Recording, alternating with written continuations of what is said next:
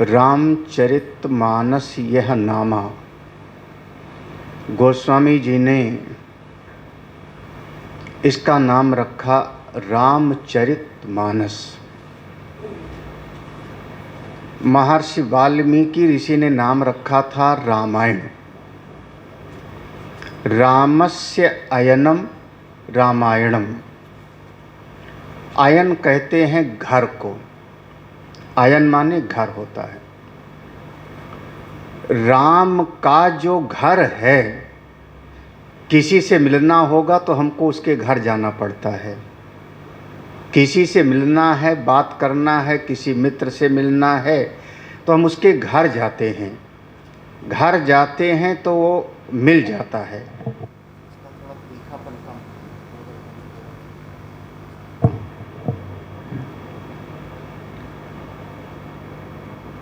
तो भगवान राम के रहने का जो स्थान है उसका नाम है अयन, रामायण।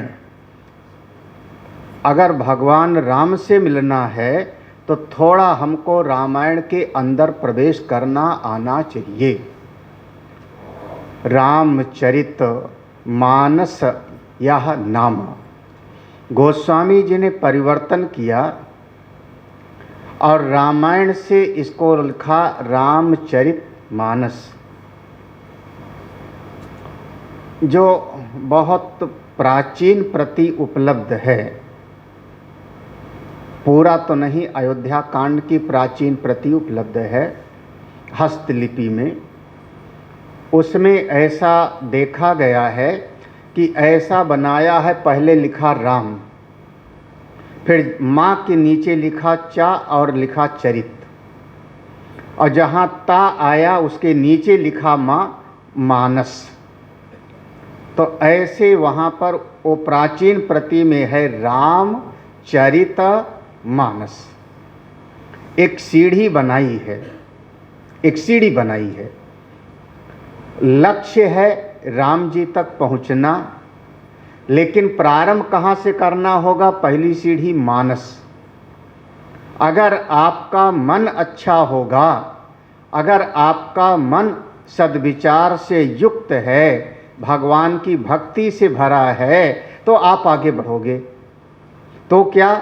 तो अगर मन ठीक है तो जैसे मन होता है वैसे आपका आचरण भी होता है। मन में अगर क्रोध है, विक्षेप है, आपका व्यवहार बदल जाएगा। मन में शांति है, आपके व्यवहार में सुंदरता आ जाएगी। मन में प्रेम है, आदर है, अपनापन है, आपका व्यवहार अच्छा हो जाएगा। तो मानस अगर अच्छा है तो आपका चरित्र अच्छा हो जाएगा। आप दूसरी सीढ़ी पे चढ़ गए। जब आपका चरित्र अच्छा हो जाएगा तो तीसरी सीढ़ी पर आप राम तक पहुंच जाएंगे। हमको प्रारंभ करना है अपने मन को अच्छा बनाने से, क्योंकि रामचरितमानस का तो मूल सूत्र है, निर्मल मन जन सोई मोहि पावा, मोहि कपट छल छिद्र न भाव। मुझको तो निर्मल मन वाले ही पा सकते। ऐसे गोस्वामी जी रामचरितमानस की रचना किया। रामचरितमानस के कल हम लोगों ने सुना 4 घाट बनाए, जिसमें ज्ञान का घाट, भक्ति का घाट, कर्म का घाट और चौथा दीन घाट। दीन घाट पर वक्ता स्वयं तुलसीदास जी हैं और श्रोता के रूप में हम सब समाज के लोग मान लिए गए। ये दीन घाट, इस दीन घाट से कथा प्रारंभ होती है। तो मूल रूप से जो रामायण का प्रारंभ किया, गोस्वामी जी कह रहे हैं हम जो कथा करने जा रहे हैं, इस कथा के मुख्य वक्ता हैं त्रिवेणी संगम के किनारे बैठे हुए याज्ञवल्क्य ऋषि, और श्रोता हैं भारद्वाज मुनि। एक मुख्य वक्ता श्रोता हो रहे हैं रामायण के। इनकी कथा के बीच में दूसरी कथा आएगी। फिर अब सुनाने वाले हैं याज्ञवल्क्य ऋषि। हुआ क्या, जब कुंभ का महीना लगा प्रयाग में, बहुत सारे महात्मा लोग आए, याज्ञवल्क्य ऋषि भी आए। याज्ञवल्क्य ऋषि अपने साथ अपनी विदुषी पत्नी मैत्रेयी को लेकर के आए। उनकी ब्रह्मवादिनी पत्नी मैत्रेयी मानी जाती थी, उसको साथ लेके आए। जब भारद्वाज के आश्रम में आए और उन्होंने कहा कि 1 महीना हमको यहाँ पर निवास करना है, गंगा स्नान करना है, संतों का समागम होगा, तो भारद्वाज की शुरुआत में श्रद्धा नहीं हुई। लेकिन महाराजा जनक के गुरुजी हैं और जनक की सभा में शास्त्रार्थ में सबको पराजित किया हुआ है, अद्वितीय विद्वान हैं, तो उनको स्वागत किया, उनका एक स्थान दे दिया रुकने का। लेकिन पूरी श्रद्धा पहले नहीं हुई। कारण क्या? ऐसे महात्मा पत्नी को लेके घूम रहे हैं, तो ये कौन से है महात्मा? आप उस मनोभाव को समझिए। हाँ, लेकिन अब पहला दिन बीता, धीरे धीरे जैसे कि मकर संक्रांति से स्नान शुरू होता है और स्नान हुआ, प्रतिदिन सभा होती है, संत लोग बैठते हैं, संतों के बीच में चर्चा होती है, वहाँ भारद्वाज ऋषि भी बैठते हैं, याज्ञवल्क्य जी सबके प्रश्न का समाधान करते हैं। धीरे धीरे उनके रहनी को देख करके, उनके विचार को देख करके, उनके मनोभाव को देख करके धीरे धीरे श्रद्धा बढ़ती है।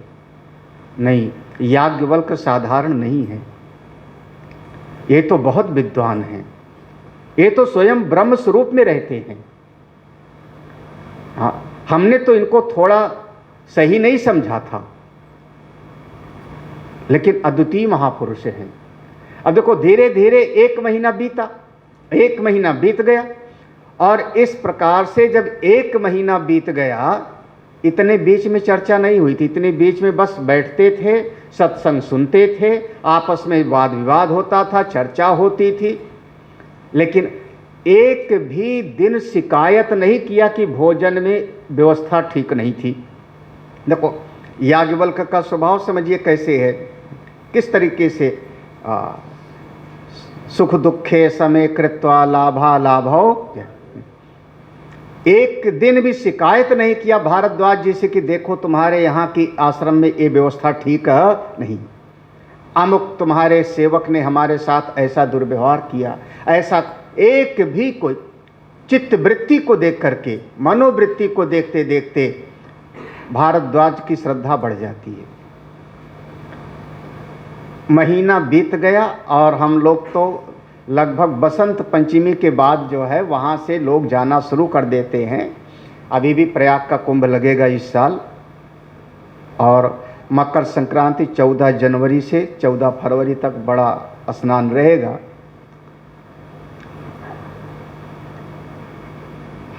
उसके बाद जब जाने सब लगे अपने अपने महात्मा लोग, उनका कैंप उखड़ने लगा, तब वो याज्ञवल्क्य जी भारद्वाज जी से विदा लेने के लिए गए हैं।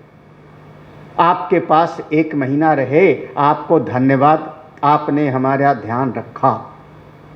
एक औपचारिकता निभाने के लिए भारद्वाज जी का जहाँ तंबू लगा था उस टेंट में गए, उनको धन्यवाद दिया।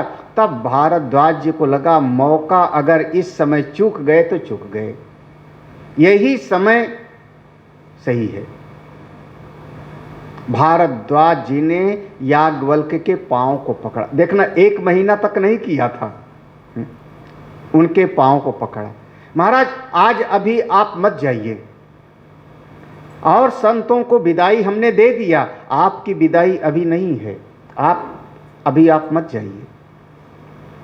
मेरे मन में एक संशय है, एक प्रश्न है, और आपसे अगर नहीं पूछूंगा तो हमको ऐसा लगता है कोई समझाने वाला हमको मिलेगा भी ही नहीं। आप मेरे मन के संशय को दूर करिए। बैठा हूं त्रिवेणी के घाट पर, जहां कर्म भक्ति ज्ञान की त्रिवेणी है, लेकिन मेरे मन में एक संशय आज तक है। और याज्ञवल्क्य जी को रोक लिया।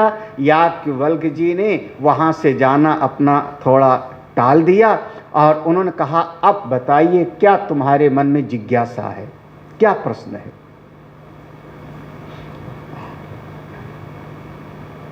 और भारद्वाज जी ने वही प्रश्न पूछा जहाँ कल हम लोग रुके थे।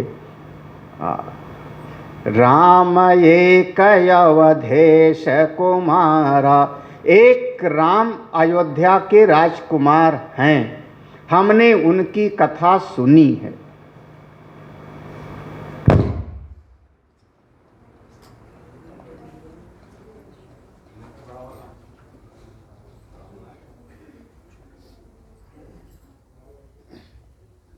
सीताराम सीताराम सीताराम सीताराम सीताराम सीताराम सीताराम सीताराम सीताराम सीताराम सीताराम सीताराम सीताराम सीताराम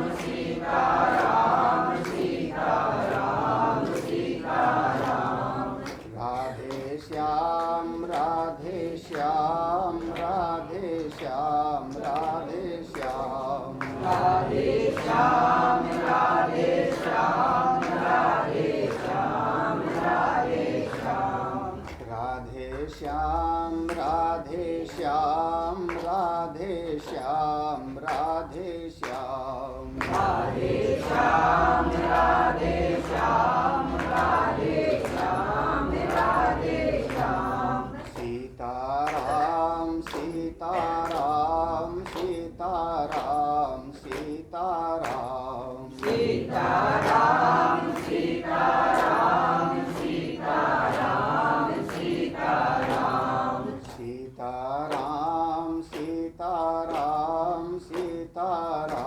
सीताराम सीताराम सीताराम सीताराम सीताराम सीताराम राधे श्याम राधे श्याम राधे श्याम राधे श्याम राधे श्याम राधे श्याम राधे श्याम राधे श्याम। भोले वृंदावन बिहारी लाल की जय।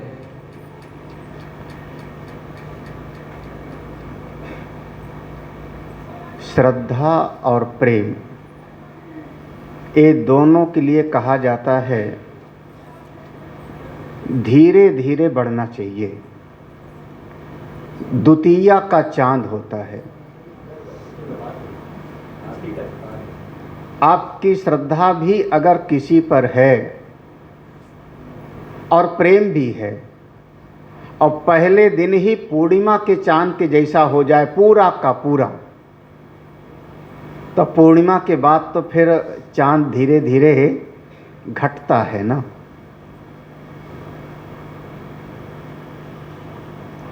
द्वितीया का चांद होगा तो फिर तृतीया का चांद, चतुर्थी का चांद, पंचमी का चांद बढ़ता है।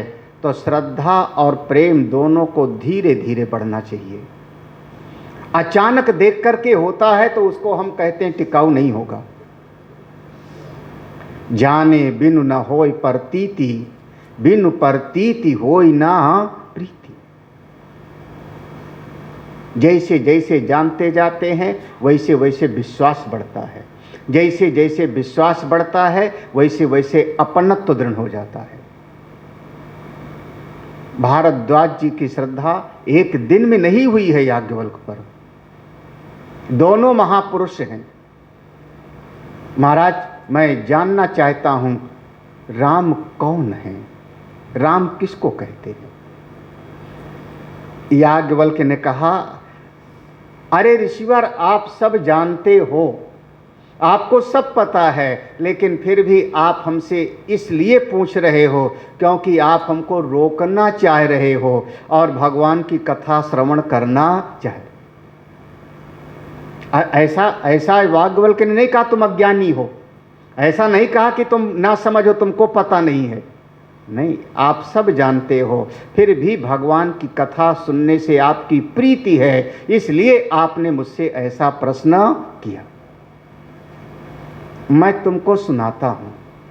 देखो, एक बात है, व्यवहारिक जगत में कोई हमारे पास आकर के कोई प्रश्न पूछे कोई आके कोई जिज्ञासा प्रश्न पूछा तो पहले वो संकोच करता है, हम पूछें पता नहीं महाराज जी क्या समझेंगे, कहीं ऐसा ना समझ लें कि हम तो बहुत छोटी सी बात पूछ लिए या बहुत हम नासमझ हैं।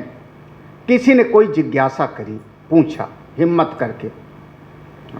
ये हमसे बहुत लोग कहते हैं, मन में विचार बहुत होते हैं, जब पास में आते हैं सब भूल जाता है ना, ऐसा तो कहने वाले बहुत होते। अच्छा, किसी ने कोई बात हमसे पूछी और जैसे हमसे पूछी तो हमने कहा घबराते क्यों हो, जैसे तुम पूछ रहे हो ना ऐसे एक बार हरिद्वार में बैठे थे, बड़े बड़े महात्मा लोग बैठे थे, तो उसमें एक बहुत बड़े संत ने ऐसी बात पूछी थी। हाँ, तो सामने वाले के भीतर एक ढाढ़स बच जाएगा कि कोई फिर छोटी बात नहीं।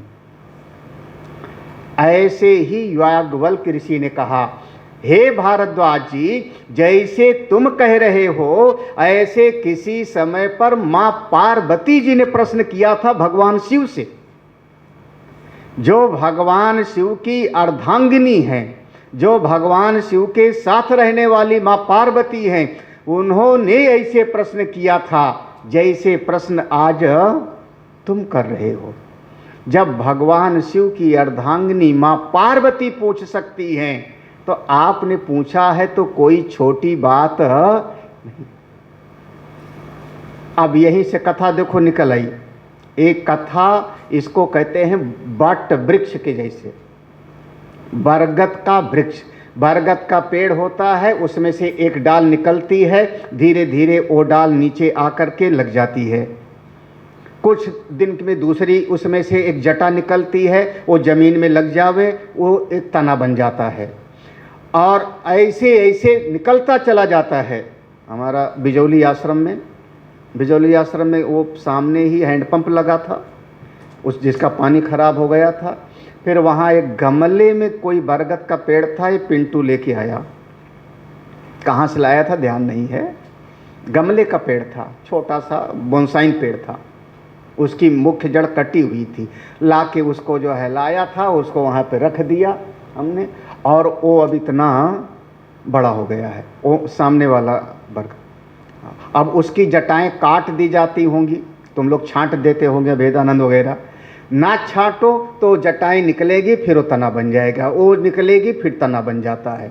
ऐसे कथा में से कथा निकलती है, कथा में से निकलती है।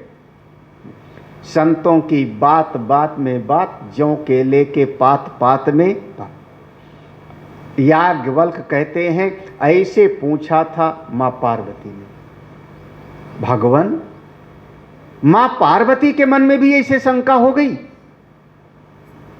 अरे वो तो जगत जननी है, हम तो उनकी पूजा करते हैं, सारे जगत में उनकी आराधना होती है।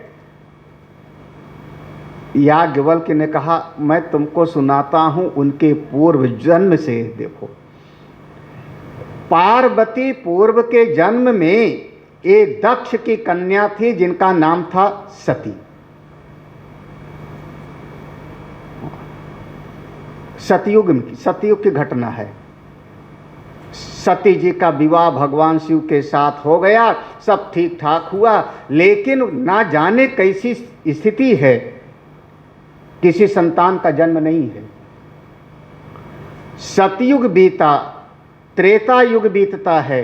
त्रेता युग में एक बार मां सती जी ने भगवान शिव से कुछ बात पूछी, भक्ति की, ज्ञान की, वैराग्य की, कर्म की, साधन की, भजन की, और पूरा का पूरा भगवान शंकर जी ने उनको उपदेश दिया। शिव पुराण में प्रसंग है, नाम है शिव गीता। पूरा भगवान शंकर जी ने उपदेश दिया मां सती को, और सती जी जब सुनती जाती हैं तो सती जी का प्रेम और बढ़ता जाता है भगवान से। मेरे स्वामी कितने ज्ञानी, मेरे स्वामी कैसी बात बताते हैं, हाँ मेरे प्रभु कितने कितने मधुर भाषा में सुनाते हैं। प्रेम बढ़ता जाता है लेकिन वो ज्ञान भीतर धारण नहीं कर पाते। बहुत ज़्यादा अपनेपन, क्योंकि श्रद्धा से ज्ञान टिकता है। सती जी का प्रेम भगवान शिव से है लेकिन श्रद्धा सती जी की भगवान शिव पर नहीं। एक बड़ा विचित्र एक ऐसा संबंध होता है। श्रद्धावान लभते ज्ञान। इसीलिए बहुत बार जो अच्छे अच्छे अध्यापक भी होते हैं घर में अपने बच्चे को ठीक से नहीं पढ़ा पाते, स्कूल भेजते हैं, कोचिंग भेजते हैं। क्यों? अपने बच्चे से उनका प्रेम है। क्या हुआ विनोद, सही है कि गलत? अपने बच्चे से प्रेम है, अपनापन है। हाँ, उस प्रेम में वो बच्चा आपकी केयर करेगा, आपका ध्यान रखेगा, आप बच्चे का ध्यान रखोगे। लेकिन विद्या की प्राप्ति तो होती है श्रद्धा से। हाँ,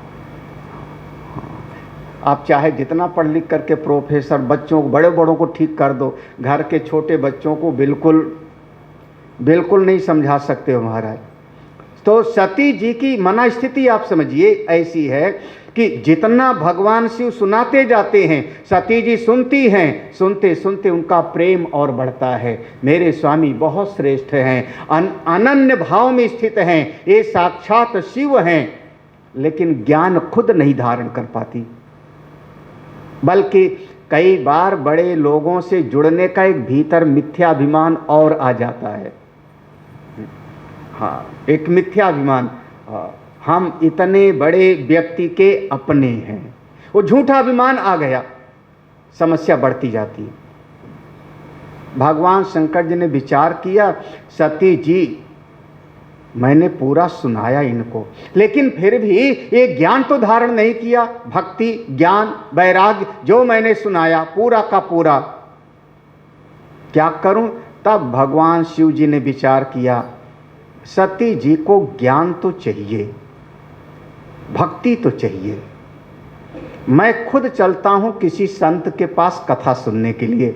जब मैं चलूंगा तो ये भी चलेंगे साथ में, तो हमारी श्रद्धा उनके ऊपर होगी तो इनकी भी श्रद्धा उनके ऊपर होगी। जब सती जी उनके ऊपर श्रद्धा करेंगी और उनसे कथा सुनेंगी तो इनके भीतर वो ज्ञान भक्ति सब टिक जाए। हमसे तो नहीं सुन पाई, हमारा ज्ञान तो नहीं धारण कर पाई, उनसे धारण कर लेंगी। ये विचार भगवान शिव जी के मन में आया है। उस मना स्थिति को याद करिए आप। तब अब रामायण की चौपाई है, दोहा नंबर 47 के बाद। एक बार त्रेता जुग माही, शंभु गए कुंभज ऋषि पाही। संग सती जग जननी भवानी, पूजे ऋषि अखिलेश्वर जानी। राम कथा मुनि बर्ज बखानी, सुनी महेश परम सुख मानी। ऋषि पूछी हरि भगति सुहाई, कही शंभु अधिकारी पाई। कहत सुनत रघुपति गुण गाथा, कछु दिन तहाँ रहे गिरिनाथ। कैलाश पर्वत पर भगवान शिव विराजमान हैं, त्रेता युग का समय है। भगवान ने कहा, सती मेरा सत्संग सुनने का मन है। माँ भगवती सती जी ने आश्चर्यचकित होकर पूछा होगा, आप खुद सत्संग सुनाने वाले, सारे जगत को ज्ञान देने वाले जगत गुरु आप, और आप स्वयं सत्संग सुनने की इच्छा है, किससे? किससे? भगवान शंकर जी कहते हैं, उससे कथा सुनते हैं जो पूरे समुद्र को पी सकता होगा। कोई भवसागर को उड़ के तर सकता है, कोई भवसागर को सुखा सकता है, कोई भवसागर को अपने भीतर पी सकता है। ऐसे अगस्त ऋषि के पास, और अगस्त ऋषि का आश्रम है दक्षिण भारत में। भगवान रहते हैं उत्तर भारत, कैलाश पर्वत। कोई चलना हो तो बताओ, हम तैयार हैं। बहुत दिनों से अब कोई ले ही नहीं जा रहा है। तो कौन कौन गया है कैलाश? कोई नहीं, कोई कैलाश नहीं गए हो? मैं गया हूँ। मैं दर्शन कर आया हूँ, लेकिन वो देख करके लगता है फिर से जहाँ आकर्षण होता है उससे तृप्ति ही नहीं होती। तो कैलाश पर्वत उत्तर में, भगवान शिव वहाँ पर हैं, और ये अगस्त ऋषि रहते हैं दक्षिण भारत में। भगवान शंकर जी सती जी को लेके चले और दक्षिण भारत गए सत्संग सुनने के लिए। हाँ, कैसा, कितना दूर तक महाराज सत्संग सुनने के लिए लोग जाते थे। वो ऐसा हमारे समाज की एक मना स्थिति है ना कि बहुत आसानी से जो मिल जाता है उसकी कदर थोड़ी ही कम हो जाती है। थोड़ा कठिनाई से मिलता है तो उसकी कदर थोड़ी ज़्यादा होती है। अगस्त ऋषि के पास पहुंचे, अगस्त ऋषि के शिष्य आए, अरे भगवान शिव आए, भगवान शिव आए। अगस्त ऋषि दौड़ करके गए अपने जहाँ कुटिया थी। अगस्त ऋषि की पत्नी है जिनका नाम है लोपामुद्रा। लोपामुद्रा आरती की थाल सजाई, लेकर के आए और ला करके भगवान शंकर जी आए तो उनको जल्दी से आसन पर बिठाया। अरे साक्षात अखिलेश्वर, तीनों लोक के स्वामी आए हैं मेरे पास में। अगस्त ऋषि ने उनकी पूजा किया, चंदन लगाया, फूल पहनाया, माला पहनाई, आरती उतारी। अब जब अगस्त ऋषि भगवान शंकर जी की स्तुति आराधना कर रहे हैं तो उनके साथ जो है उनकी अर्धांगिनी को भी थोड़ा टीका लगा दिया होगा, फूल दे दिया होगा, उनकी भी आरती उतार ली होगी। अब जब ऐसी घटना हो रही है, सती जी के मन में आया, बताओ भोले बाबा भी असल में बौरहवे हैं, पागल हैं। हाँ, जो खुद हमारी पूजा कर रहा है उनको कथा क्या सुनावेगा। अब देखो, संत की उसमें विनम्रता उनको नहीं झलकी। संत विनम्र हैं, संत बिल्कुल सहज सरल हैं। अगस्त ऋषि की उनकी महिमा नहीं समझ में आ रही। उनको क्या लग रहा है, मैं भगवान शिव की अर्धांगिनी हूं तो मैं ही श्रेष्ठ हूं, ये कथा क्या हमको सुनाऊंगी। श्रद्धा यहीं पर किनारे हो गई। अभी कोई बोला नहीं है, एक भी शब्द बोला नहीं है, लेकिन सती जी के मन में जो भाव था भगवान शिव के मन में कि श्रद्धा से जब संत के पास बैठ के कथा सुनेंगी तो वही ज्ञान इनको धारण होगा, लेकिन वो श्रद्धा तो यहीं पर किनारे हो गई। उसके बाद भगवान शंकर जी बैठ गए श्रोता बन के। अगस्त ऋषि से पूछा, राम कथा मुनिवर्ज बखानी, और अगस्त ऋषि ने भगवान राम की कथा सुनाई, पूरी कथा सुनाई। सती जी भी सुनती रही होंगी। हाँ, अब सुनी कि नहीं सुनी वो आप विचार कर लो। सुनती रही होंगी, पास है तो बैठी थी, लेकिन हृदय में बात उनके जमी नहीं। कुछ दिन रहे, एक दिन भगवान शंकर जी ने कहा, अब कुछ गुरुदक्षिणा ले लो और मैं जाऊं, क्योंकि आपसे मैंने कथा सुनी है। जब कथा सुनने के बाद गुरुदक्षिणा भी देना चाहिए, तो क्या, तो भगवान शंकर जी ने गुरुदक्षिणा दिया है। गुरुदक्षिणा कौन सा है, ये चौपाई देख लेना। ऋषि पूछी हरि भगत सुहाई, कही शंभु अधिकारी पाई, एक गुरुदक्षिणा है। अगस्त ऋषि ने कहा, भगवान मैं सब कुछ जानता हूं, आप हमको भक्ति के विषय में थोड़ा और बताइए। और भगवान शिव ने उनको भगवान की सगुण भक्ति का उपदेश किया। भगवान की आराधना करनी चाहिए, भगवान की पूजा करनी चाहिए, उनकी आरती उतारनी चाहिए। देखो, ये है गुरुदक्षिणा दिया। वहाँ से वापस चलते हैं। जब वापस चले, साथ में सती जी भी अब चलते चले आ रहे हैं, और उसी समय की बात है, भगवान शंकर जी के मन में एक बात आ रही है। त्रेता युग है, मेरे आराध्य राम जी प्रकट हो गए हैं, वो लीला कर रहे हैं। एक बार दर्शन हो जाता तो बहुत अच्छा, एक बार दर्शन हो जाता अपने इष्ट देव का तो बहुत अच्छा हो। मन के भीतर ऐसा भाव है भगवान शंकर जी के। हृदय विचारत जात हर के विधि दर्शन होई, गुप्त रूप अवतरे प्रभु गए जान सब कोई। मन में क्या सोचते हैं, अगर मैं सीधे जाऊं राम जी के पास, सब लोग जान जाएंगे भगवान शिव जिनको प्रणाम कर रहे हैं वो परमात्मा हैं, तो उनकी लीला में बाधा पड़ेगी। सीधे जाना ठीक नहीं है। और नहीं उनके पास जाते राम जी के पास तो भगवान का दर्शन छूट जाएगा, वंचित हो जाएगा। क्या करूं, ऐसा विचार कर रहे हैं। वो घटना है कि उस समय माँ भगवती सीता जी का हरण हो चुका है।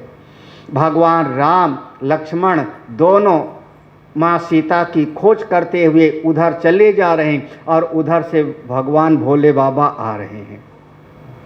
दंडकारण्य की घटना है। दंडकारण्य में, दंडकारण्य माने वो कर्नाटक के उस तरफ, क्योंकि नासिक में हरण हुआ है, नासिक पंचवटी वहीं पर हरण हुआ है। उसके बाद फिर महाराष्ट्र समाप्त हो जाता है, कर्नाटका लग जाता है। उसी तरफ किसके, उसी तरफ भगवान खोजते चले जा रहे हैं और उधर से भगवान भोले बाबा सती जी के साथ आ रहे हैं। अब दृश्य है, अब भगवान शिव उनके पास जाते नहीं, क्योंकि जाके प्रणाम करने में फिर वो उनकी लीला में बाधा पड़ेगी।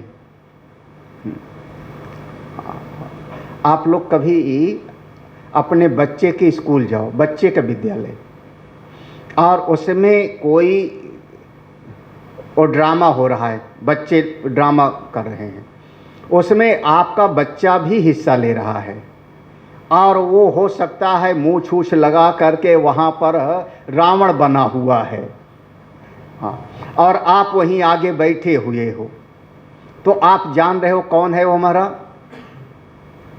हाँ, अंदर से जान रहे हो कि वो तो अपना बेटा है।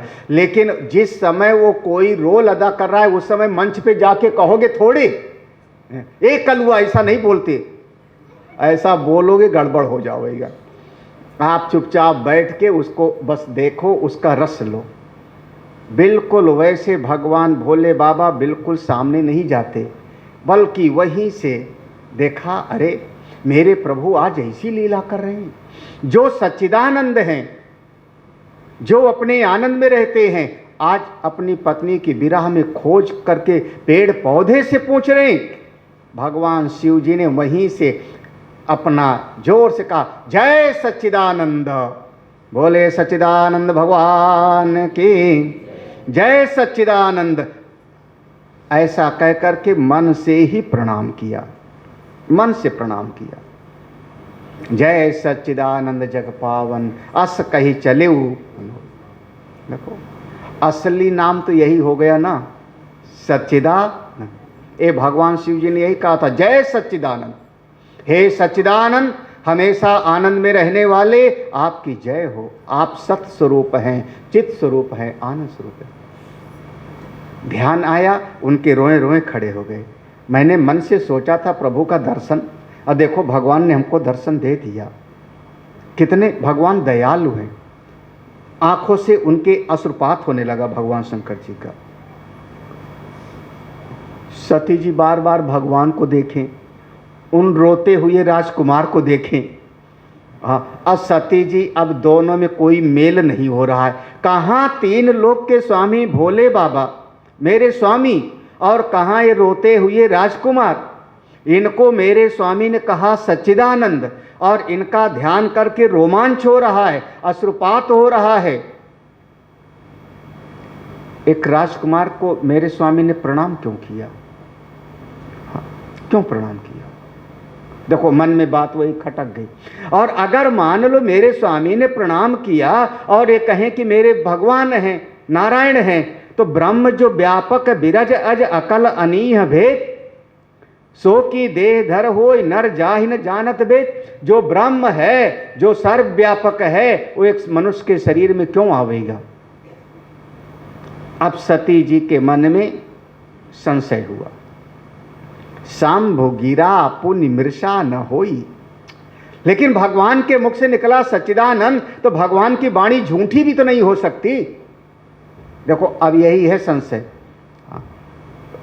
संशय कब? जब दो तरह की बात सामने आती है तो मन में संशय पैदा होता है। भगवान के मुख से झूठ निकलता नहीं, भगवान ने जो कहा वो सही है। लेकिन जो मैं देख रही हूं वह ये रो रहा है, एक राजकुमार है, ये आनंद कहाँ? अब दोनों में गड़बड़ी हुई। तब सती जी ने पूछा, स्वामी आप इनको प्रणाम क्यों किए? भगवान ने कहा, देवी ये वही हैं जिनकी कथा अभी इस महात्मा जी ने सुनाया था हमको, ये वही मेरे आराध्य राम हैं। सती ने कहा, अगर वो राम है तो ब्रह्म होने चाहिए, और जो ब्रह्म होगा वो सर्वज्ञ होना चाहिए। जो सर्वज्ञ होगा उसको पता होना चाहिए कि मेरी पत्नी का, सर्वज्ञ माने सब कुछ जाने, सर्वज्ञ माने सब कुछ जाने, और इनको इतना पता नहीं कि मेरी पत्नी कहाँ गई, तो ये सर्वज्ञ कैसे? ये तो सर्वज्ञ हो नहीं सकते। भगवान शिव जी ने समझाया, नहीं नहीं सती, तुम समझती नहीं हो, ये सर्वज्ञ हैं, फिर भी लीला करने के लिए आए हैं, अवतार लिए हैं। बार बार भगवान भोले बाबा समझाते हैं, सती जी सुनती हैं, लेकिन फिर भी उनके मन में बात नहीं जमती, कुछ भी कहें जमी नहीं। और जब कैलाश पर समझाए थे तभी नहीं जमी थी, तो अब क्या जमेगी? हाँ, मन में ऐसी एक मनस्थिति हो जाती है कि फिर वो मन में, कहते ना, वहम का इलाज हकीम लुकमान के पास भी, मन में एक वहम बैठ जावे, फिर देखो।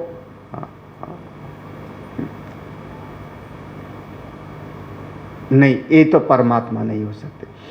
पूरी तरह से भगवान शिव जी ने समझाने का प्रयास किया। आज देखो, याद रखना, पहले त्यागा नहीं, पहले अपनी तरफ से प्रयास किया है, अपना पूरा प्रयास किया है भगवान शंकर जी ने, बाद में छोड़ा है। एक चौपाई हम भी पढ़ेंगे, वो चौपाई आप लोग पहले ही पढ़ लेते हो तुरंत ही।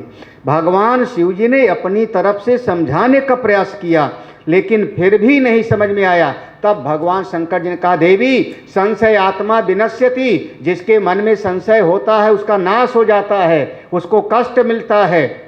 अपने मन के संशय को दूर कर लो, जाके परीक्षा ले लो, जाके परीक्षा लेके देख लो। जो तुम्हारे मन यति संदेहु, तौ किन जाय परीक्षा लेहु। अरे जाओ परीक्षा लेके देखो, लेकिन अपने मन के संशय को दूर करो, क्योंकि संशय जब तक रहता है तब तक जीव को शांति प्राप्त नहीं। संशय, तुम्हारा जरा सा संशय बैठ जाए, ये आदमी हमको खाने में जहर मिलाना चाहता है, नरक हो जाए जीवन। जरा सा मन में संशय बैठ, विश्वास से जीवन चलता है। हमारा अपनी माँ पर विश्वास है, पिता पर विश्वास है, बच्चे पर विश्वास है, हमको नाई पर विश्वास करना पड़ता है, हमको रसोइये पर विश्वास करना पड़ता है, हमको दुकान वाले पर विश्वास करना पड़ता है। कितना सारा तो विश्वास पर ही आपका बड़ा बड़ा। पहले के ज़माने में तो बात कहते थे, ये बात रख दिया, मूछ का एक बाल गिरवी रखा जाता था। राजस्थान में जैसा ऐसा होता था, मूछ का एक बाल गिरवी रख दिया महाराज, बताओ। और उसके ऊपर जो है हजारों लाखों रुपए का लेन देन। हुंडी चलती थी, हुंडी समझते ना, हुंडी सुना है कभी? रुक्का। अरे हुंडी माने हमारा एक सेठ वहाँ पर है, हम यहाँ मेरठ में है, कोई हमारा सेठ दिल्ली में है। तब ऐसा मनी ट्रांसफ़र नहीं होता था जैसे आज गूगल में आप गूगल पे कर लेते हो या बैंक से कर लेते हो। वो यहाँ पर कागज़ लिख करके दे दिया, जाओ वहाँ पर वो कागज़ देना, वो हमारा सेठ तुमको पैसा दे दे। अब यही चीज़ थोड़ा विदेश तक चला जावे तो उसको नाम देंगे हवाला। हाँ, सेम चीज़, यही चीज़ हमारा इस देश में हमने इसको दे दिया, वहाँ देश में, दूसरे देश में आपको पैसा मिल जाएगा किसी से, इसका नाम देते हैं वो बैंक। क्या हुआ? बैंक के थ्रू लेन देन नहीं हुआ, बस विश्वास पर दुनिया टिकी, दुनिया विश्वास पर टिकी है। अच्छा, मेरा इतना तो विश्वास है, हमने कहा कि 18 तारीख तक, 17 तारीख तक कथा सुनाएंगे, 16 तक। इतना तो विश्वास है कि 16 तारीख तक मैं जिंदा रहूँगा, तभी तो बात तय किया ना। अगर इतना कोई कह दे कि कल मर जाएंगे तो कैसे आप कहोगे? आप कोई प्लानिंग करते हो तो विश्वास के बगैर नहीं हो सकता महाराज। आप एक छोटी सी चीज खरीदते हो तो भी विश्वास चाहिए। ये विश्वास और श्रद्धा दोनों का आपस में संयोग करना है। विश्वास आप संत हैं, आप गुरु जी हैं, ये विश्वास है। लेकिन आपकी बात मान लो, ये श्रद्धा है। दोनों में फर्क समझिए। आप मेरे पिताजी हैं, आप मेरी माताजी हैं, आप मेरा हितैषी हैं, ये विश्वास है। आप मेरा भला चाहते हैं, ये विश्वास है। लेकिन आपकी बात स्वीकार कर लूं, ये श्रद्धा हो जाए। सत्य बुद्धिया अवधारणया, सत्य बुद्धिया। और विश्वास हो और बात ना माने श्रद्धा की। विश्वास जगह जगह पर हो सकता है, लेकिन सबकी बात हम नहीं मानते। यही घटना है। जाओ जाके परीक्षा लेके देख लो, क्योंकि मन में संशय होगा तो तुमको कष्ट होगा। मैं तो यहां बैठा हूं, कहां बैठा हूं? देखो, तब लग बैठिया हूं बट छाही, बरगद के वृक्ष के नीचे इंतजार कर लूंगा। बरगद माने विश्वास का स्वरूप है। मेरा तो भरोसा है, तुम्हारा नहीं है। जाओ परीक्षा ले लो। सती जी यहां से परीक्षा लेने के लिए चलती हैं। जब परीक्षा लेने के लिए चली तो भगवान शंकर जी ने कहा, बताओ, मेरे समझाने से सारी दुनिया को ज्ञान हो जाता है, मेरे समझाने से सारी दुनिया समझ जाती है, और मेरी अर्धांगिनी सती जी मेरी बात विश्वास से नहीं धारण कर पा रही। मेरे कहने पर भी अगर इनका संशय नहीं जा रहा है तो इनकी भलाई तो मुझको दिखाई नहीं पड़। अब भगवान शंकर जी के मुख से निकला है बात, हो ही सोई जो राम रचि राखा, को करे तरक बढ़ा मही शाखा। भगवान शंकर जी के जो मन में उधेड़ बुन चल रही थी, क्या करूं? भगवान शंकर ने, क्यों सोच रहा मन, चुप, मन को शांत, नहीं ठीक नहीं, ज़्यादा सोच, क्योंकि होगा वही जो भगवान के मन में पहले से कल्पना हो। जो भगवान चाहेंगे वो होगा। ये चौपाई पहले मत पढ़ना कभी भी। पहले अपना परिश्रम करो और फिर अंत में हथियार डाल दो। जो भगवान चाहेंगे सो हो। समझ आ रही बात कि नहीं? बच्चे को बिठाओ, उसको 1 घंटा पढ़ाओ, ये पाठ याद करो, और नहीं याद हुआ तो फिर ये चौपाई पढ़ लो। अपना परिश्रम करने के बाद, अब पहले मत कह देना हो ही है सोई जो राम है रचि राखा। भगवान शंकर जी ने ऐसा निश्चय किया। पार माँ सती जी वहाँ से जाती हैं। कैसे परीक्षा ले? देखो ऐसा है ना कि जिस समय परीक्षा लेने का होगा ना, तो जैसे आप रूप धारण करो वैसे व्यवहार भी करना चाहिए। गड़बड़ी कहाँ हुई है? देखो, जा कर के माँ भगवती सीता का रूप बना लिया, सीता का रूप बनाया। भगवान राम लक्ष्मण दोनों जा रहे हैं और सीता का रूप बना करके और भगवान राम के आगे आगे उसी रास्ते पे चलने लगी, उन्हीं के आगे आगे उन्हीं के।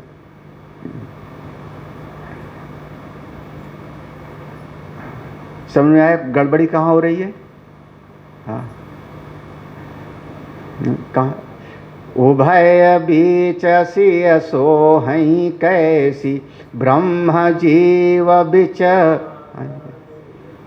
भगवान के पीछे माया चलती है। सीता हमेशा, सीता चलती थी भगवान के पीछे, यही था ना।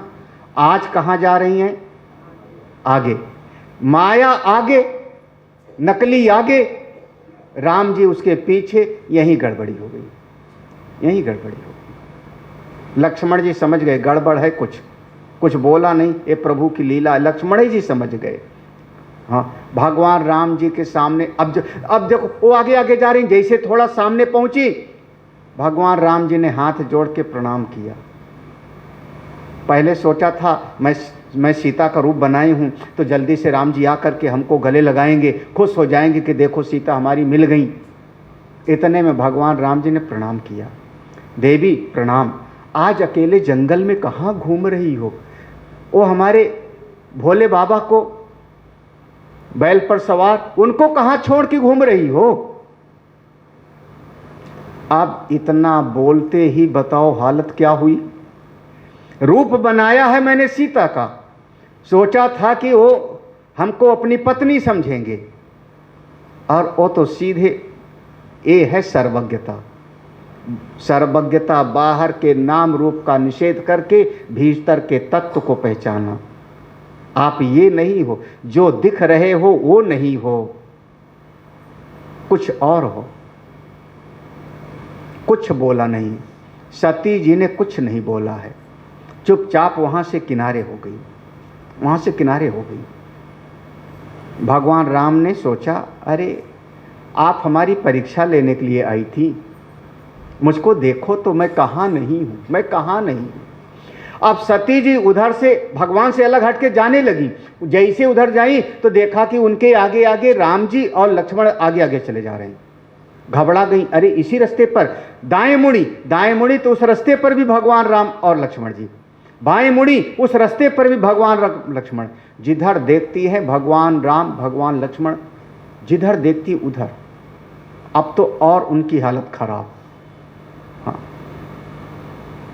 इधर आगे पीछे दाएं बाएं चारों तरफ। सती जी घबरा जाती है, घबरा करके आंख बंद किया। अब उन्होंने अपना रूप बदल लिया, सीता का रूप गायब, सती के रूप में। आंख खोला, कुछ ठीक ठाक हुआ, फिर वहाँ से चली, चल करके भगवान शंकर जी के पास आई। थोड़ा मन के भीतर विक्षेप है, परेशान हैं। उन भगवान शंकर जी ने मुस्कुरा के पूछा,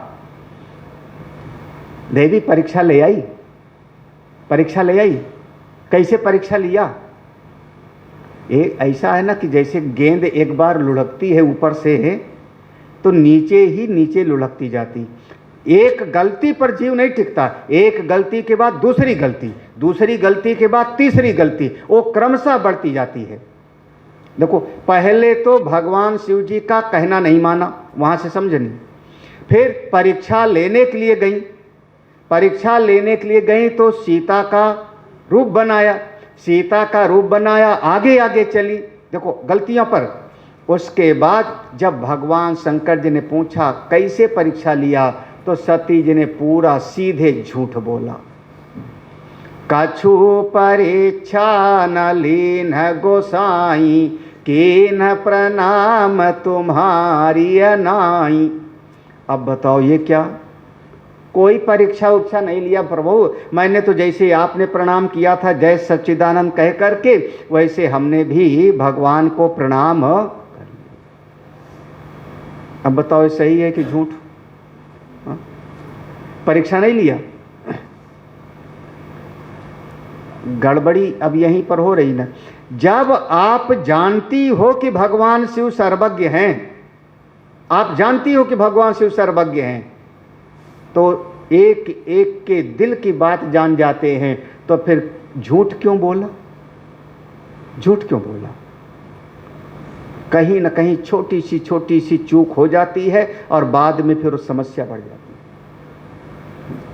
भगवान ने ध्यान से देखा ये क्या कर की आई हैं। जब ध्यान से देखा तो समझ गए कैसे कैसे रूप हुआ है, क्या क्या किया है। भगवान शंकर जी ने मन में संकल्प किया, इन्होंने हमारी आराध्या सीता का रूप बनाया, वो मेरी पूज्य हैं, इसलिए ये ही तन भेंट सती अब नहीं। अब इनके साथ शारीरिक संबंध नहीं होगा हमारा। ये ही तन भेंट, यही तन भेंट माने इस भेंट माने नहीं कि आमना सामना नहीं होगा, बात नहीं करेंगे, हाल चाल, ये नहीं। यही तन भेंट, शारीरिक संबंध इनके साथ नहीं होगा, क्योंकि इन्होंने मेरी पूज्या का रूप बनाया है।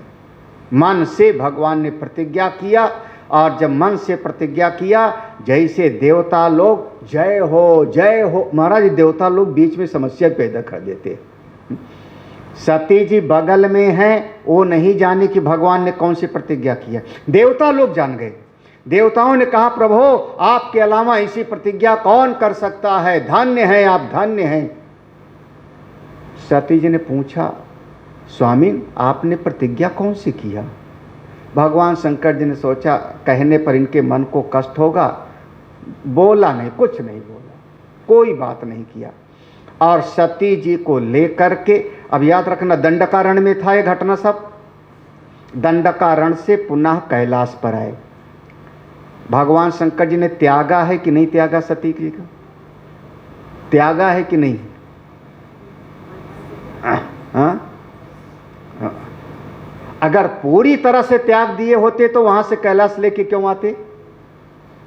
थोड़ा कथा की उस मूल, अगर पूरी तरह से त्यागा होता तो कैलाश लेके क्यों आते?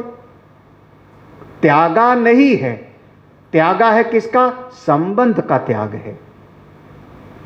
बड़ी मार कबीर की चित्त से दिया निकाल, ये हमारा महावाक्य है। पुराने लोग जानते हैं, जो लोग शिव दुर्गा मंदिर से सुनते हैं वो लोग जानते हैं, ये हमारा महावाक्य है। बड़ी मार कबीर की चित्त से दिया निकाल। हाँ, चित्त से किसी का मन से निकाल देना वो बहुत बड़ा जो है, बहुत बड़ा त्याग होता है।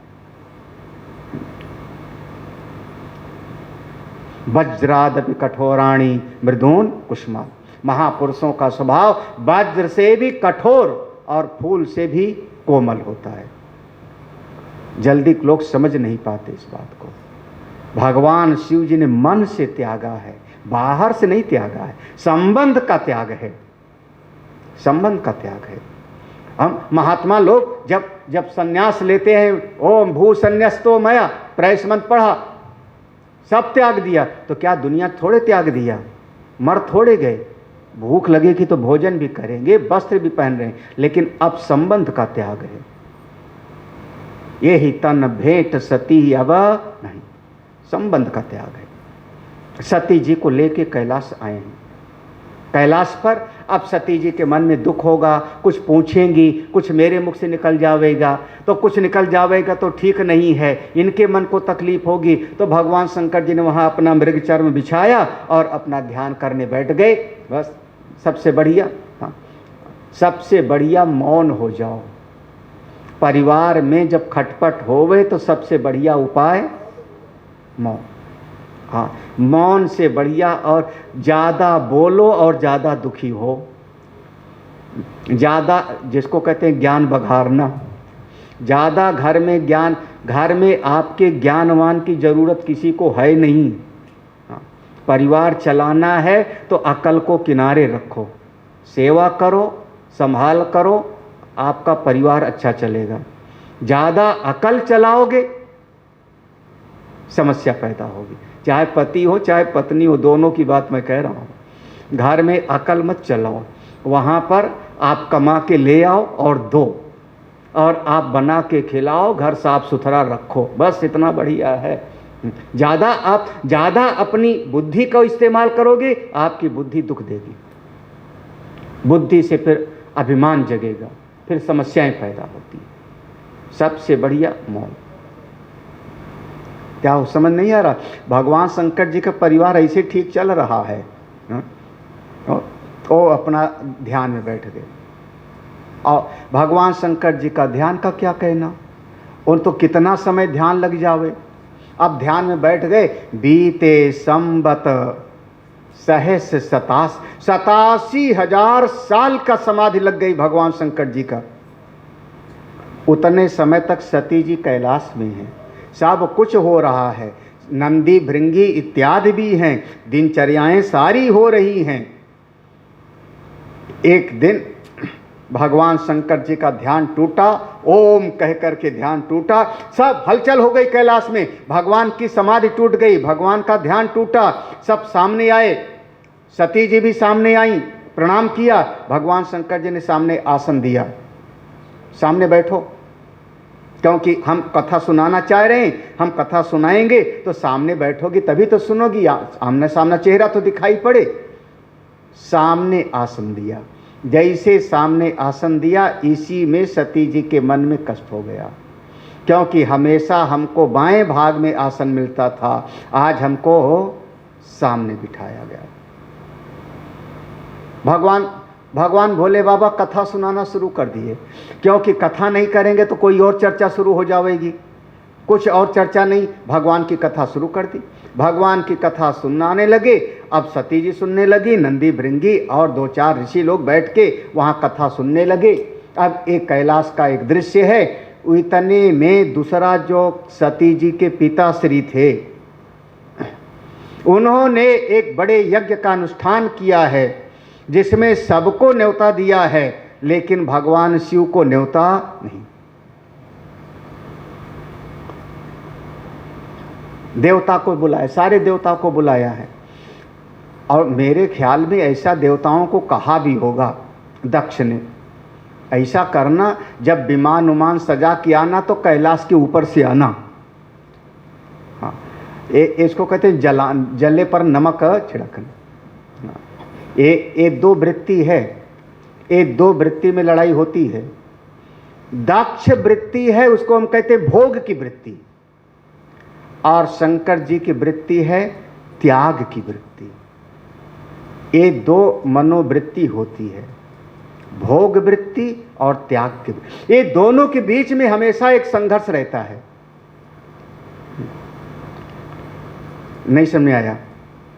हाँ, अच्छा, अगर मेरी कन्या बड़ी हो गई और उसका विवाह करने के लिए हमको लड़का खोजना है, कैसा लड़का खोजोगे? हाँ, नहीं, कैसा लड़का खोजोगे? जिसके घर द्वार ना होवे, जिसके जमीन ना होवे। हमारा जो है काजीपुर वाले जमीन देखते हैं, पढ़ा लिखा होवे चाहे ना होवे। हाँ, है ना, काजीपुर वाले, बिजौली वाले जो गांव के हैं, अच्छा 50 बीघा जमीन है, कौ बहुत है ना। जमीन ना होवे, घर ना होवे, पढ़ा लिखा ना होवे, ध्यान भजन करता होवे, दिन भर पूजा पाठ खूब करता होवे, उसके साथ अपनी कन्या का विवाह करने के लिए तैयार होंगे आप? हाँ, घर में खाने का ना होवे, करोगे? तो आप क्या चाहते हो कि हमारी कन्या का विवाह वहां होवे जहां सुख की सारी सामग्री हो। ये वृत्ति हो गई भोग की, ये भोग की वृत्ति हो गई। और भगवान शिव जी की क्या वृत्ति है कि हम त्याग में रहते हैं, तो भोग वाला त्याग को हमेशा हे दृष्टि से देखता है। इसके पास तो कुछ भी नहीं है, मेरे पास सब कुछ है, मैं सम्राट हूं, प्रजापति का पद है, तेरे पास क्या है? महाराज, किसी कन्या की ससुराल में थोड़ी गरीबी हो और मायके में जावे, और मायके में 4 और बहनें बड़ी संपन्न हों, तो जिसके गरीबी वाली होगी उसको हे नज़र से सब देखती हैं। हाँ, इसके पास कुछ नहीं है। ये जीवन की कड़वी सच्चाई। वही स्थिति दक्ष प्रजापति की जलन यही है कि हम ब्रह्मा के कहने से अपनी कन्या का विवाह कर दिया उसके यहाँ पे, जिसके यहाँ पर ना घर है ना खाने पीने का भी ठिकाना। ये भोग वृत्ति और त्याग वृत्ति दोनों की आपस में लड़ाई है। समझना, विचार करना। अब सती जी बैठी हैं, भगवान कथा सुना रहे हैं और विमान सजे धजे ऊपर से चले जा रहे हैं। राज, सती जी का ध्यान उधर जाता है। भगवान शंकर जी का ध्यान तो कथा सुनाने में है, वो अपने मस्त हैं, और सती जी बार बार ये विमान गया, वो विमान गया, वो विमान गया। लगता है कथा सुनने में मन पूरा लग नहीं रहा था। अगर कथा सुनने में पूरा मन लगता तो ऊपर के विमान उनको दिखाई पड़ते। विमान दिखाई पड़े यानी कथा सुनने में पूरा मन। सती जी ने रोका, प्रभु रुकिए। भगवान कथा सुनाना रोक दिए। क्या हुआ, क्या हुआ? प्रभु देखो, सब विमान सजे धजे चले जा रहे हैं, कहाँ जा रहे हैं ये सब? भगवान शंकर जी ने कहा, अच्छा तुमको पता नहीं, तुम्हारे पिताजी ही यज्ञ कर रहे हैं, सबको बुलाया है, वही सब वहाँ यज्ञ में भाग लेने जा रहे हैं। मेरे पिताजी और मुझको नहीं बुलाए? बस कथा उथा हो गई पीछे। हाँ, आप मेरे पिताजी बुलाए नहीं, क्यों नहीं बुलाए? भगवान शंकर ने कहा, एक बार ऐसी घटना हो गई थी तो हमसे वो बेमनस्य मानते हैं, नहीं बुलाए। दुश्मनी मेरे से है, मेरे कारण तुमको भी न्योता नहीं दिए। सती जी ने कहा, तो बिना बुलाए भी चलना चाहिए अपने पिता के घर पे। अपने पिता के घर पे बिना बुलाए जाने में क्या हर्ज है? भगवान शंकर जी ने कहा जा तो सकती हो, लेकिन पिता के घर भी अगर कोई दुश्मनी मानता हो तो जाने में भलाई ही नहीं। वैसे माना जाता है कि 3 घर पे बुलाने का इंतजार नहीं करना चाहिए। 3 जगह पर, एक कहाँ एक गुरु के घर पे, गुरु के पास जाना हो तो ऐसा मत कहो कि गुरु जी ने न्योता ही नहीं भेजा, कार्ड हमको आए नहीं तो मैं क्यों आऊँ। अभी सत्संग में ऐसा कोई कह सकता है, हमको सत्संग का कार्ड नहीं मिला तो मैं क्यों आऊँ। तो सत्संग के लिए कार्ड का कोई इंतजार करे तो समझना कि अभी वो नासमझ ही है।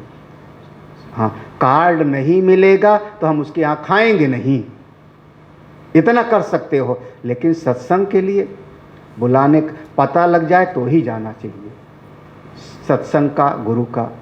दूसरे माता पिता के घर पे कहीं कभी भी जा सकते हैं। तीसरे अपने पति के घर पे माना गया, अपने स्वामी के घर पे, जो मेरा अपना घर है, वहाँ बुलाने का इंतजार नहीं किया जाता। ये 3 जगह पर माना जाता है। भगवान का घर तो है ही सबके लिए खुला। सती जी ने कहा जा, भगवान शंकर जी ने कहा देवी ये ठीक है, लेकिन वहां पर भी माता पिता के घर में भी अगर कोई दुश्मनी मानता हो तो जाने में भलाई नहीं। सती जी को भगवान ने समझाया, नहीं समझ में बात आती। सती जी ने जिद किया, भगवान शंकर ने कहा ठीक है जाओ, कोई बात नहीं। नंदी तुम साथ में जाना, हम तो नहीं जाएंगे भाई। भगवान शंकर जी ने मना कर दिया, मैं तो नहीं जाऊंगा। भगवान शिव नहीं जाते। सती जी वहाँ से चलती हैं, नंदी भृंगी इत्यादि उनके साथ आते हैं। इनके यज्ञ हरिद्वार में हुआ था। हरिद्वार में दक्ष प्रजापति का मंदिर है कनखल में, वहीं पर यज्ञ था, वहीं पर सब पहुँची हैं सती जी। वहाँ देखा सब देवताओं का भाग है, केवल मेरे स्वामी का भाग नहीं है। ये मन जो है ना बड़ा विचित्र है। हाँ, दिल ऐसा है। जब कैलाश पर थी तो पिता का प्रेम याद आता था, और जब यहाँ पर आई, यहाँ पर अपमानजनक परिस्थिति बनी तो वहाँ का अपना पति का प्रेम याद आने लगा। वो कितना हमारा ख्याल रखते थे, कितना हमको समझाया था। अब कैसे मैं वापस जाऊं। और वहीं पर उन्होंने सब सभा के बीच में सबको कुछ कहते हुए और अपने शरीर का उन्होंने त्याग किया है।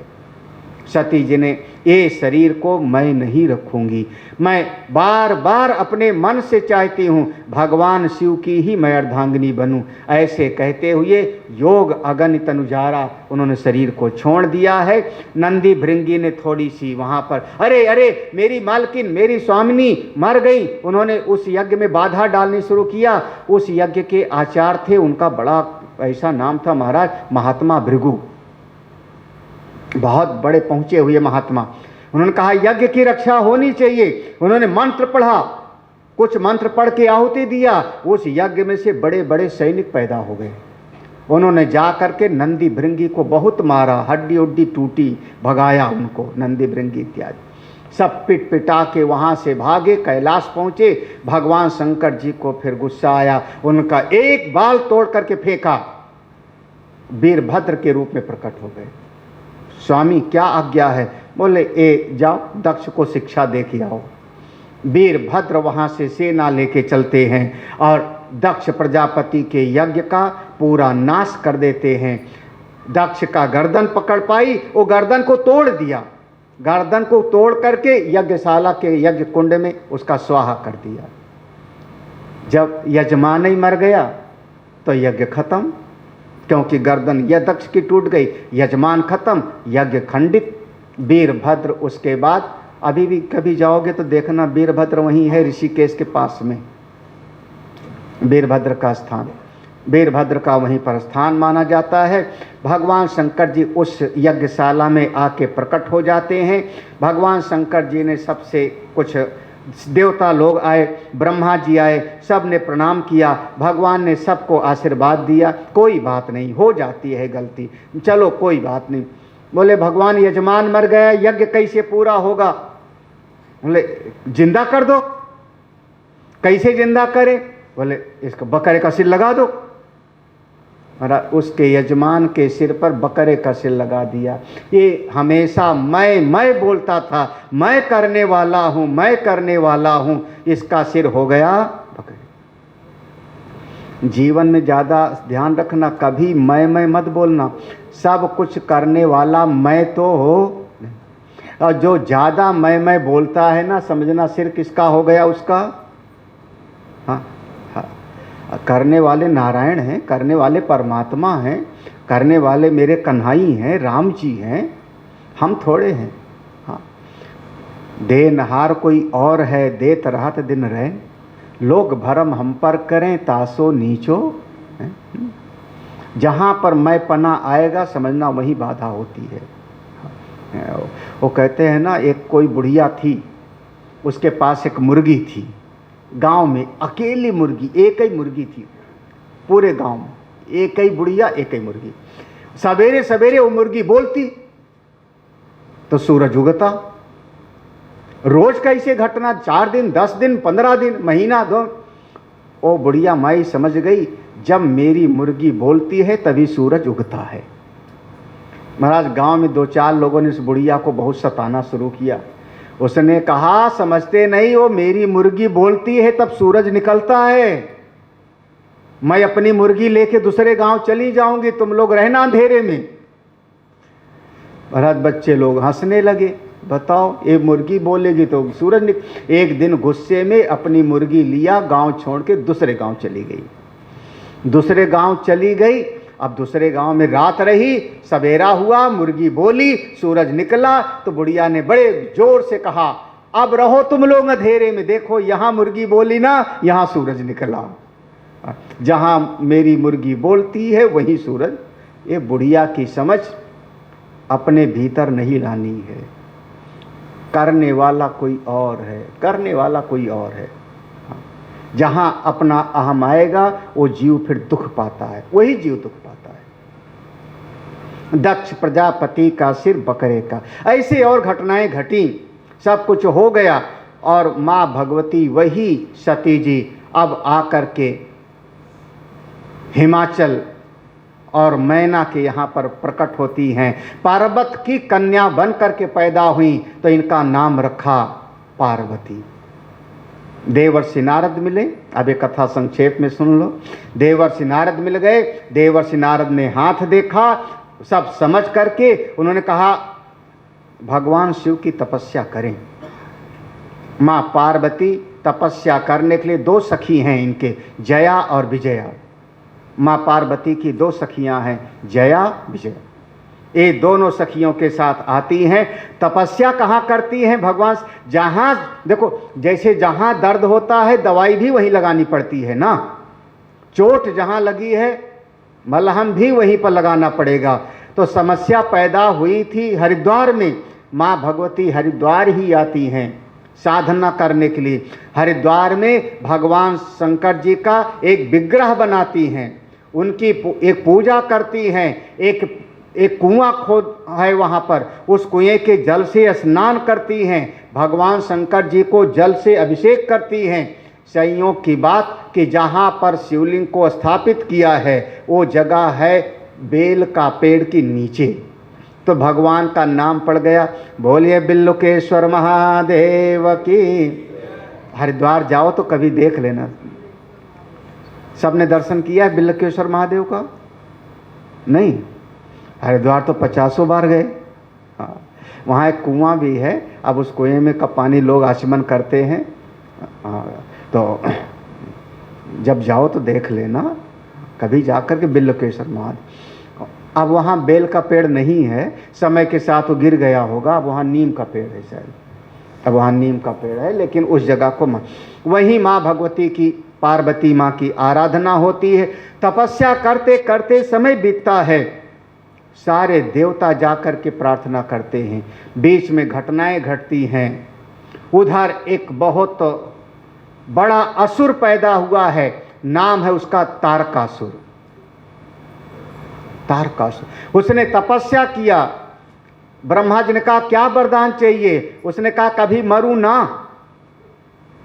ब्रह्मा जी ने कहा ये वरदान तुम दे ही नहीं सकते, क्योंकि जो पैदा होता है कभी न कभी तो वो मरता ही। तो तारकासुर ने कहा आप हमको ऐसा वरदान दीजिए कि मैं मरूं तो भगवान शिव के पुत्र से मरूं और कोई हमको मारे ना। ये वरदान ब्रह्मा जी ने दे दिया। अब तारकासुर का चारों तरफ से उसका आक्रमण हो जाता है, समस्याएं हो जाती हैं। सब देवता लोग मिलकर के भगवान शिव से प्रार्थना करते हैं। भगवान शंकर जी ने कहा ठीक है, वो साधना कर रही हैं, जो साधना तपस्या करता है उसको मैं स्वीकार करता हूँ, लेकिन थोड़ा परीक्षा लूँगा। भगवान शंकर जी ने 7 ऋषियों को कहा जाओ पार्वती के पास और जा कर के थोड़ा उनकी परीक्षा लो करके देखो। 7 ऋषि माँ पार्वती के पास आए। उसमें अगस्त ऋषि हैं, विश्वामित्र हैं, बढ़िया बढ़िया ऋषि। तुम तपस्या क्यों कर रही हो? माँ पार्वती जी ने कहा महाराज आपको बस हम पार्वत से पैदा हुई है ना, अकल हमारी मारी गई है, हम भोले बाबा को अपना पति चाहती हैं। 7 ऋषियों ने कहा अरे कहाँ तुम चक्कर में पड़ गई,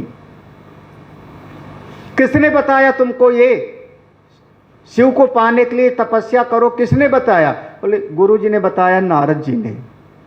7 ऋषियों ने कहा अब तो जैसे तुम वैसे तुम्हारे गुरु। नारद के बसाने से कभी किसी का घर बसा है आज तक? और बढ़िया बढ़िया दृष्टांत सुनाया। हाँ, ओ फलाना को जाके उपदेश दिया, वो ऐसा घर छोड़ के गए कभी दोबारा आए नहीं। उसको उपदेश दिया, वो ऐसा जंगल में गया कभी दोबारा आए ही नहीं। नारद के कहने से किसी का घर बसा? छोड़ो, मैं तुम्हारा नारायण से विवाह कर देता हूं, भगवान से। मां पार्वती जी कहती महाराज आप पहले मिल गए होते तो आपकी बात पहले मान लेते, लेकिन हमने तो नारद जी को अपना गुरुदेव मान लिया है। तजौ न नारद कर उपदेशु, जो 7 बार कहे आप महेशु। मैं अपने नारद अपने गुरुदेव का वचन नहीं छोड़ सकती। अगर 100 बार भगवान शिव भी आके कहें तुम बदल दो, मैं नहीं बदलती। इसका नाम होता है श्रद्धा। देखो सती जी को श्रद्धा नहीं माना है। भवानी शंकरो बंदे श्रद्धा विश्वास। हाँ, पूजा किसकी होती है मंदिर में? सती की पार्वती? पार्वती जी की ना। हम लोग गौरा पार्वती, सती जी का नहीं। हाँ यही सती जी का नहीं, किसकी? पार्वती। पार्वत से पैदा हुई हैं, अचल श्रद्धा है, अडिग श्रद्धा है। तब 7 ऋषि जय जयकार करते हुए चले जाते हैं। जाके भगवान शंकर जी को समझाया और उसके बाद फिर आकर के पार्वती को पुनः समझाया। फिर पार्वती जी वहाँ से तपस्या पूरी हो गई, वहाँ से दक्ष प्रजापति के यहाँ पर पुनः घर पे आई। सब ब्रह्मा जी वगैरह जा कर के और बीज बिचौलिया का काम किए और विवाह का दिन तिथि सब तय होता है। भगवान शंकर जी का बारात वहाँ से लेकर के चलते हैं। अब तो भगवान शंकर जी का विवाह का है, कैसे कैसे चलते हैं पूरा वो कथा में आता है। हाँ, भगवान शंकर जी को दूल्हा बनाया गया, श्रृंगार किया गया, सारे देवता लोग प्रसन्न हैं। सब देवता लोग अपना अपना समाज लेकर के महाराज इस शादी वगैरह में लोग सजते बहुत हैं। हाँ, अभी हमको जाना पड़ेगा एक दिन। हाँ, शादी में जाओ तो पहचान में लोग आते नहीं जल्दी, जल्दी पहचाने में नहीं आते कि वही फला आदमी, कपड़े अलग, चेहरा अलग, अमुक अलग। महाराज अभी जाना है एक दिन शादी में हमको, तो हम जाएंगे, देखेंगे कैसा होता है। हाँ, अभेदानंद भी शायद जाएंगे। हाँ ये भी जाएंगे। तो हाँ, अच्छा अनुपम भी जाएगा, अरविंद भी जाएंगे। हाँ सारे लोग जाएंगे। हाँ अच्छा, जो चलना चाहे सब चल सकता है। हाँ, बढ़िया। हम मथुरा में शादी है, शायद विनोद दुबे तो नहीं है, वो तुम भी जा रहे हो? अच्छा अच्छा। वहाँ देखो सब बिल्कुल बदला हुआ चेहरा दिखता है, चेहरा कपड़े जल्दी ध्यान, अच्छा ये, इसलिए मैं तो सीधे ऐसे सिर झुका के सीधे मंच पे जाता हूँ, सीधे चला आता हूँ। और बहुत बार बड़ी बड़ी शादियों में भी गए, एक गिलास पानी भी पीने को नहीं मिलता। सब बैठे लोग बढ़िया बढ़िया खाते रहते हैं, वैसे चले आते हैं।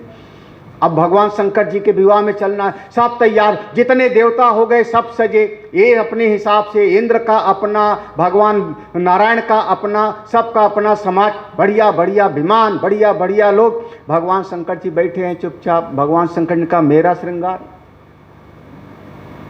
उनकी तरफ किसी का ध्यान ही नहीं था। नंदी ने कहा प्रभु क्यों चिंता करते हो, आपका श्रृंगार मैं कर दूंगा। कैसे करोगे? तो नंदी ने कहा जैसे हैं हम अरे करते हैं, वो जो भगवान की भभूत की झोली थी उसी को उठाया। भगवान मैंने सुना है कि दूल्हे को उबटन लगाया जाता है ना, विवाह के समय वो उबटन लगाया जाता है जिससे रंग निखर जावे, वो भभूत पूरे शरीर पे मल दिया। शिवय हे शंभो गण करहि श्रृंगारा, जटा मुकुट यही मोर संवार, पूरे शरीर पे भभूत लगाया। सब गण लोग चौंक गए, अरे अरे प्रभु दूल्हे के सिर पर एक पगड़ी होती, मोर होता है, आप भगवान शंकर जी के तो ये जो बाल है ना उसी बाल को गोल गोल गोल करके ऐसे कर दिया। प्रभु ये आपका मुकुट है, मोर है।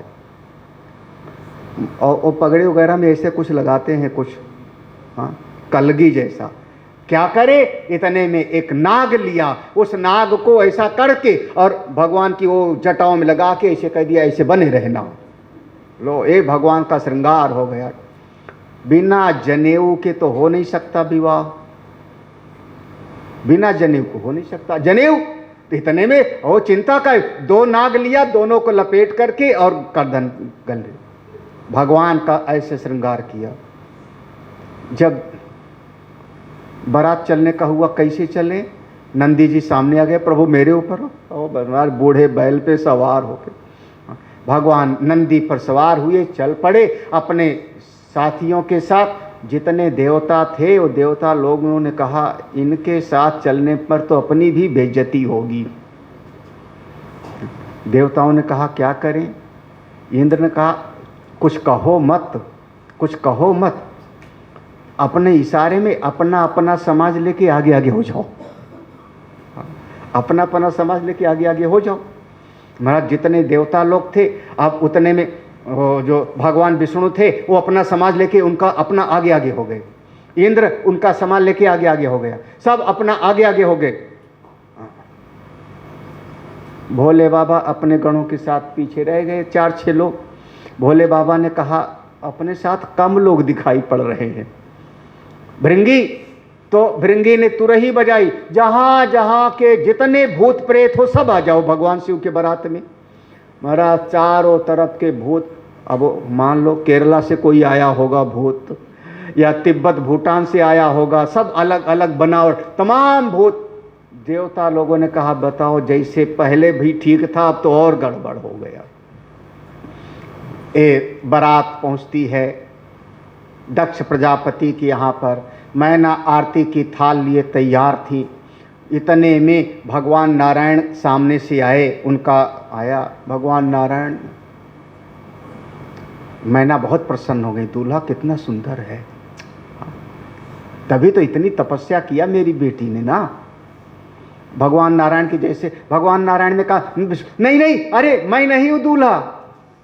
मैंने कहा आप, मैं तो दूल्हे का सेवक हूं, मैं तो दूल्हे का नौकर हूं, वो पीछे आ रहे हैं। मैं ना अंदर से बड़ी प्रसन्न हुई, जब उसका नौकर इतना है अच्छा है तो वो कितना अच्छा होगा। भगवान विष्णु अपना चुपचाप समाज लेके चले गए जनवासे में। पीछे इंद्र आए, इंद्र के लिए आरती की ताल ली। तब इंद्र ने कहा नहीं नहीं, मैं उनका सेवक हूं। ऐसे ऐसे सारा समाज मैना आरती की थाल लिए हृदय में बड़ी प्रसन्नता से इंतजार करें। पीछे भगवान शिव की टोली आई, कुछ बच्चे लोग डरे हुए आए। उन्होंने, बच्चों ने कहा अरे ये तो भूतों की बारात आ रही है। मैना ने देखा कौन, तब सब ने कहा यही है दूल्हा।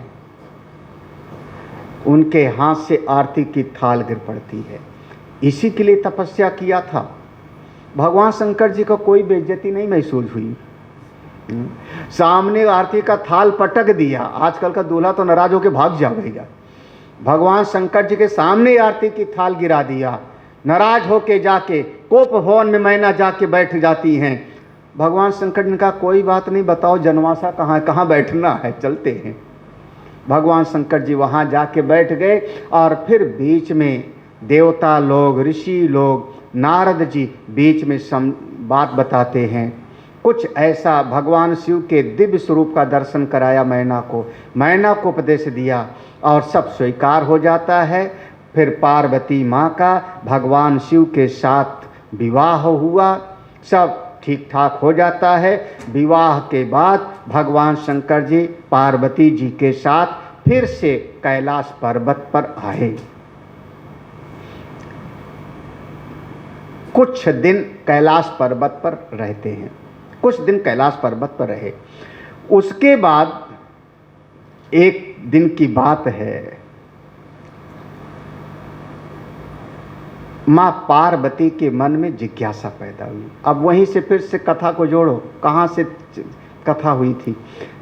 भगवान शंकर जी ने सती जी को कथा सुनाई थी, लेकिन उन्होंने उसको ध्यान से सुना नहीं। वहीं से अब माँ पार्वती जी के मन में आया। ये दोहा नंबर 106 के बाद में मिलेगा आप लोगों को। यहाँ तक शिव जी की कथा है। हाँ,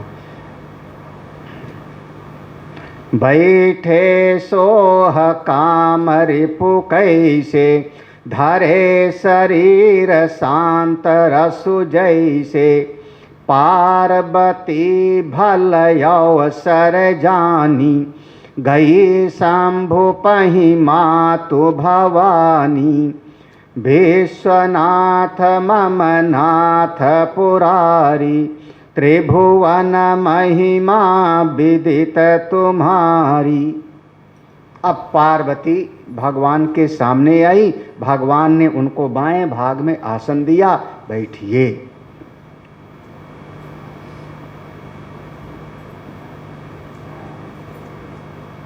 माँ पार्वती ने भगवान को प्रणाम करके फिर पूछा, भगवान सारे जगत के आप स्वामी हो। ये चौपाई हमको बहुत प्रिय लगती है। विश्वनाथ ममनाथ पुरारी, त्रिभुवन महिमा। प्रभु, जिसके घर में कल्प वृक्ष होवे, वो भी भूखा सोवे। कल्प वृक्ष होवे और वो व्यक्ति दरिद्र होवे। किसी के यहाँ पर चिंता मड़ी होवे और वो कष्ट में होवे। गंगा जी के किनारे होवे और प्यास से मरे। भगवान, 3 लोक को ज्ञान देने वाले आप मेरे स्वामी और मैं अज्ञानी रह जाऊं। जो मो पर प्रसन्न सुख राशि, जानिय सत्य मोहि निज दासी, ताऊ प्रभु हरहु मोर अज्ञाना, कही रघुनाथ कथा विधिनाथ। देखो अब यहाँ से वही शुरू। भगवान, आप अगर मुझ पर प्रसन्न हैं तो मेरे भीतर का अज्ञान का नाश करिए, भगवान की कथा सुनाइए। और फिर माँ पार्वती जी ने वही प्रश्न शुरू कर दिए। हाँ, यहाँ पर बहुत सारे प्रश्न हैं माँ पार्वती जी पर। राम कौन है? वही राम जो ब्रह्म है, वो राजकुमार बनकर के कैसे आए? कैसे आए? क्यों आए? अवतार क्यों लिए? अवतार लेकर के फिर उन्होंने कौन कौन सी लीला किया? जंगल में क्यों गए?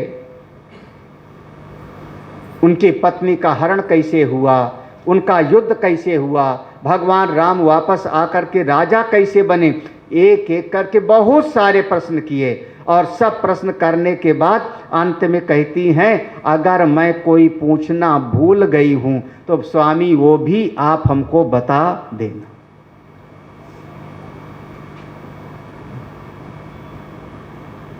भगवान शिव प्रसन्न हो गए और प्रसन्न होकर के यहाँ से कथा सुनाना शुरू करते हैं।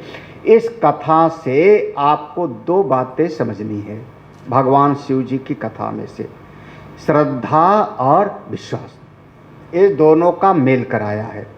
और ये दोहा नंबर 108 नंबर का दोहा होगा संभवतः, आप लोग देख लेना। 6 7 नहीं 104 नंबर का दोहा। यहाँ पर इसका प्रयोजन है, प्रथम ही मैं कही शिव चरित, बूझा मरम तुम्हार, सुच सेवक तुम राम के रहित समस्त। कौन कह रहे हैं? याज्ञवल्क। ये याज्ञवल्क का वचन है, क्योंकि कथा इनके बीच में हो रही ना, याज्ञवल्क और भारत।